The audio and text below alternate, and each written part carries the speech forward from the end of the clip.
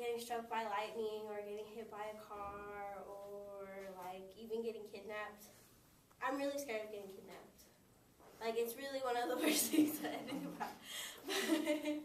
But I always know that I'm always being watched over. I'm always protected. And this is the cross that my mom gave me when I was 5. She came home with it one day and surprised me. And since that day, I wore it all the time. I wore it when I took a shower. I wore it when I went to sleep. I wore it when I played outside. I wore it when I played basketball.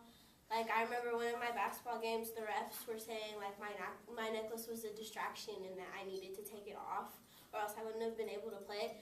And I told him, I was like, I'm not taking this off, so I can either not play or you're going to let me play. And they were like, fine, you can play as long as you tuck it in. So I tucked in my necklace and I got to play for that game. And this is the Buddha my dad gave me last year.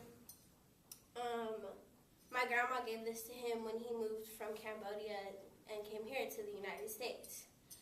And so my faith has always been important to me. Growing up, I went to a Catholic school, but my parents are Buddhist, so like on Sunday we'd go to church, or sometimes on Saturdays we'd go to the temple. So we'd switch it up, I guess. And I'm a lot like my dad because I was one of the kids who decided to move out of state for college and move away from home. And then on top of that, I'm the baby of the family, so you can only imagine how uneasy my parents were about my decision. And last year when my dad moved me into my dorm with my mom after they had moved me in, my dad turned to me and he was like, are you sure? Are you sure you want to stay? You know, it's not too late to change your mind. And I told him, I was like, no, it's okay. This is where I want to be, you know.